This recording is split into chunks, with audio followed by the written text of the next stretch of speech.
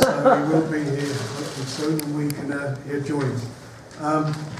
It's a big turnout for Hughie, you guys, and I think it's brilliant you've all come here today to meet with him. Right, we've got bad news to kick off with first of all. Is Billy Joe Saunders unfortunately has sustained a hand injury, and he will not be fighting on the 30th of April at Copperbox. Very, very disappointed about that, but it is what it is, and we can't risk the fight that we've got planned for him in the summer with him taking part in a fight on the 30th of April. So we will come back to you within the next few days or so to give you an update of what's happening with Bill. He's at the back of the room if anybody wishes to ask him any questions, but that's the situation. But the good news is we're moving forward with the show, making sure all the fighters that have trained and worked hard to sell tickets for the show are going to be fighting on that day at the Copperbox. We have got Hughie Lewis Fury, to my right, who is going to be fighting for the vacant WBO Intercontinental Heavyweight title against Fred Cassie from New Orleans, US. We're very delighted that we're involved now in promoting Hughie. It's for us, it's a privilege. He obviously comes from a fighting family. He's got a fantastic pedigree as far as an amateur is concerned, and he's gone a little bit under the radar as far as young heavyweights are concerned. He's 19-0. He's done everything that's been asked of him, both amateur and pro. He's never been on the floor as an amateur or pro, and this fight will get him a ranking in the top 5 of the world if he wins this title, which he's confident, and I know he's Peter and Mick are as well, that he will do so. And he gets himself in the mix. You know, the British heavyweight division at the moment is a very, very sexy division. We see a show at the weekend, and Anthony Joshua put in, from his perspective, a very fine performance and done everything that was asked of him, and walked away with the IBF title. So he's holding a version of the title at the moment. It's the version that Tyson had to vacate because he was being forced to make a defence of the IBF title. Rather than do that, he wanted to fulfil his commitments from a rematch with Klitschko, which obviously is a much more important fight. So Joshua's in there, the linear champion, the #1, Tyson Fury's there, and his cousin is looking to join him. I suppose in some ways they might become, if he does what's expected of him, the Britain's answer to the Klitschko's, but more exciting. And it certainly, as I say, has the pedigree to do it. And I'm really looking forward to promoting him, being involved with him, with Mick and Peter on this journey, getting him there. He's had more fights than Anthony Joshua, 19 fights. I think he's fought, if not better, but certainly as good as opposition that Anthony Joshua's fought. And who knows, they might even want to make that fight this year. I'm sure there will be no resistance from the Fury camp to make that fight. As I say, he's on there and we're moving forward with him. Also on the card is Liam Walsh fighting against Troy James for the British and Commonwealth Super Featherweight Championship. Orville McKenzie against Demetrio Kucha for the vacant European Cruiserweight title. And then we've got Ryan Walsh in a cracking fight against James Tennyson from Belfast. And I'm pleased to announce that I've linked up with 2 guys that I used to promote. One's not here at the moment, as I said, but Ricky Hatton, and I'm really looking forward to working with Ricky and working with Naz on a regular basis now. We're going to be working together very closely on promoting fighters from certainly that Ricky looks after and also Naz looks after. And for me, it's a little bit of a sort of full circle. All these years ago, we worked together. We had some fantastic times making some great fights, and these guys winning some, being involved in some really exciting fights, and some of the, the sort of big fights of their generation. And to be coming back here now and working with them is brilliant. A lot of water has gone under the bridge at the time when they went their own ways. That was not down to arguments between Ricky and myself, or Naz and myself. It was down to third parties and misrepresentations and information that was given to them. But that's all gone, and the most important thing is moving forward and today and the future. As I say, I'm really looking forward to working with them, and and promoting the fighters. And as you can see, we've got Nathan Gorns here, and we've got Naz's fighter, Tony Bang, when he finally gets in. I hope he's not going to take after Naz as well and turn up late for press conferences in the future. So as I say, great show, some big names on there, some names from the past involved in the show, some names for the future. And the 30th should be a real good night for, I think, seeing the next generation of the really good quality British young fighters in the UK. Everybody's here. I'm quite sure you've got some questions to ask, so please feel free to do so. And just to tell you afterwards, when Tyson gets here, obviously you'll be able to speak to him and the rest of the camp. Anyway, any questions, please feel free to ask them. Hughie, Frank's mentioned comparing yourself and Tyson with the Klitschko brothers. Do you see that comparison favourably? Yeah, definitely. It's possible, and train hard, and Tyson is definitely going to be the next champions of the division, 100%, because confidence is there, and I don't really see much out there in the heavyweight division. What's stopping me?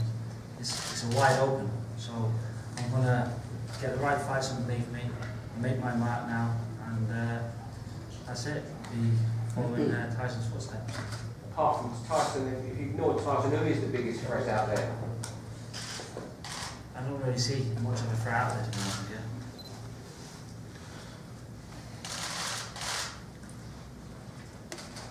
He's had great grounding. When you think about it with you, he's had fantastic grounding.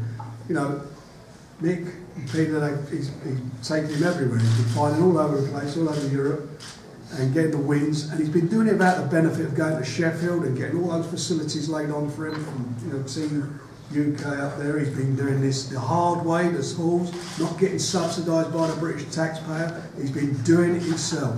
And this guy has done it the hard way. And he's coming from a camp. And when you think about the camp that he's coming from, it's had the best preparations over the last couple of years. Tyson Fury has never skimped on, when you think about it, with the sparring partners that they've brought in. And Hughie's worked with all of them. And he's working with the #1 heavyweight in the world, the linear world champion. And he's a young lad, and he's been working, so he's picking up all that experience, and he cannot buy that. He's done it the hard way. The hard way is the best way, and that's what he's done. And how, you've got to take your hat to him. And this is a big moment for him on the 30th. He gets out there, does what I believe he'll do. It then takes him forward, and within, as I say, within the next 12 months. I'd be very surprised if he's not fighting for a world title, a version of a world title. I mean, nobody would have complained, say, a month ago if they'd have made Anthony Joshua, the British Boxing Board of Control, had made Anthony Joshua for his British title, and Hughie is a mandatory. He wouldn't have pulled out of it, and they'd have made it. He would have gone ahead. So that's the level that he's at. Hughie, what was your impression of Joshua on Saturday? You put up a performance, listen, you've done what you've done.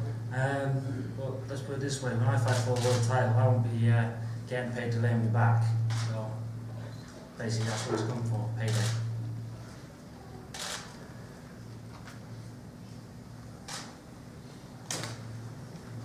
I'd just say, you only have to look at his amateur pedigree. If you want to go and watch his fights on YouTube in the World Youth Amateur Championships, he's the first fighter from this country to win a heavyweight world title in the youths, and 5 brilliant performances against world-class opposition. Fantastic. Just go and watch it. He weren't gifted one of those. Not one of those in a major event was he gifted a fight. He won them clean, unanimous, won every second of every round. This is the quality of Hughie Fury. Peter, is Hughie ready for a world title shot? But look, he's fighting people that nobody else wants to fight. He's not protected with a promoter. Look, I pick his fights. This guy is fighting Fred Castle. Awkward, southpaw, orthodox, leans back. He's got a draw with Ariola, which he beat. So he's learning his job properly. He's learning when he gets in difficult situations. He's learning how to deal with different styles. These opponents are not picked to make Hughie look good. These opponents are picked to give him hard work, let him think on his game, and opponents that ain't coming just to be knocked out and say, oh, spectacular. Hughie needs to shine when he fights for a world title, and that's when he will shine. This is a young kid coming through, 21. Nobody is where Hughie Fury's at. Nobody. For 21 years of age. Excellent pedigree, as Frank and Mick said. You know, he's learning his job properly. So when he does come to fight for a world title, make no mistake, he'll be taking it. We know he's got gas. We know he can do 10 rounds. He's done that. You know, his first year, 12 fights in the first year. How many fighters can that, let alone heavyweights? You know, he's been active, he's been busy, and I'm sure they won't mind me saying so, he's done that with a disability. You know, he had a blood disorder because of he was allergic to a certain food, and he carried that through. It's a very debilitating condition that he had, and they've addressed that. I know Peter and Mick had him with one of the top specialists who diagnosed him and sorted out the diet and so forth. So it can only get better, and he's done all that because he's a fighting man. You know, you look at 19 fights in, 3 years? 19 fights in 3 years. How many nowadays? What's guys have? 4 fights a year. Yeah. Ricky, could you talk a bit about your heavyweight? Yeah, thanks Frank for having us. Yeah, Nathan is very, very talented. Only very inexperienced. He only had 12 fights as an amateur. After 9 fights, he was already in the Great Britain squad. He won the ABAs, knocking out every opponent in every round. Boxing the World Youth Championships, but he's one of some of the best world, fighters, from the youths, if you like, the youth level.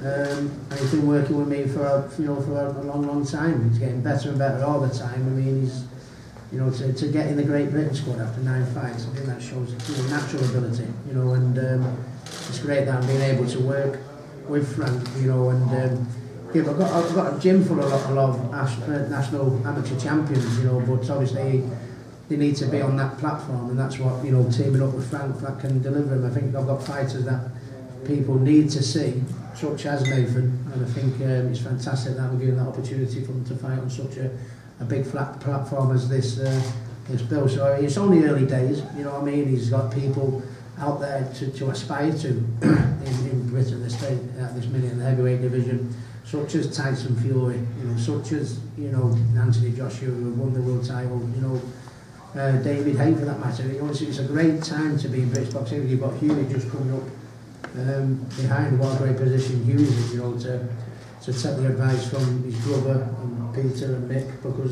they're proven with Tyson what they say works, so it's great for Nathan to be able to look up to these fighters and use them as the one that he wants to aspire to. But I think you're going to be very, very impressed with Nathan. It's only early days. He's only had 2 pro fights to his name, but I think he's a very, very special talent. And I think, given time, I think he's got the potential to be exactly where the gentleman I've just mentioned are. So I'm looking forward to being there on the night and working with him and working with Frank. All on Box Nation. The channel of real champions. Nathan, why have you turned over professional so young when you could have stayed on GB possibly for the 2020 Olympics? As we were saying before, I got on the GB squad within 9 fights. I was on there for a good year, and I didn't want to wait around for a good 4 or 5 years for the 2020 Olympics, so I decided to turn pro and get some good experience behind me. So that's why I've done it. But you accept that Fraser Clark and Joe Joyce are always going to be the 2 they went for? Yeah, because those are the 2 favourites, so that's why I turned pro.